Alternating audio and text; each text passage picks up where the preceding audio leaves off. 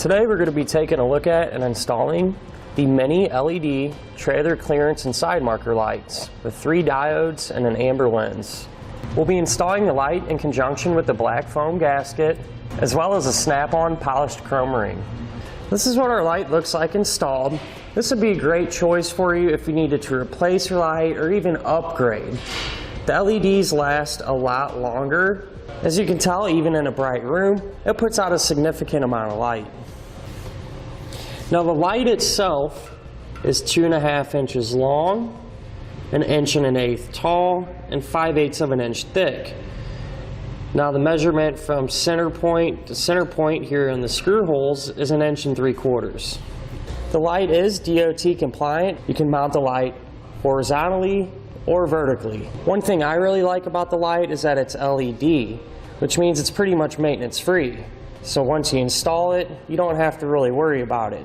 Speaking of insulation, let me show you how to do that now.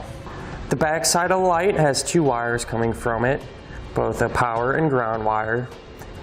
And it is sonically sealed. So what that means is there's sealer around the circuit board here. And so it is waterproof. However, we don't recommend submersing it for a long period of time or having the light turned on when you're doing that.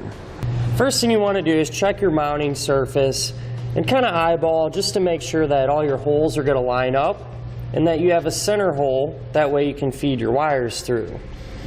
If you need to make any adjustments or drill new holes, go ahead and do that now. If you're installing it with the foam gasket, you would run your wires through the center hole and then through the mounting hole. If you're using it with the gasket and a chrome bezel, you'd simply put the chrome bezel over both of them and run your wires through. Alright, next we need to identify our trailer's power wire, which we have here. And we're going to connect this to our light's power wire, which is the black wire here.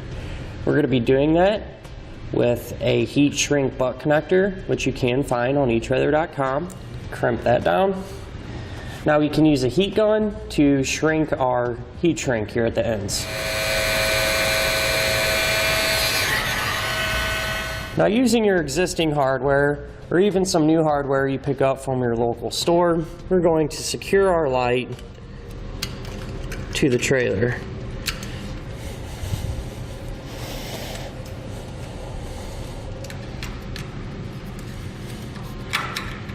With everything connected and secured, we went ahead and zip tied our wires up and out of the way. That way they're not bouncing around. Last thing you want to do is put power to the light to make sure it works. As you can see, it does here. And that'll finish up our look and install of the mini LED trailer clearance and side marker lights with 3 diodes and an amber lens.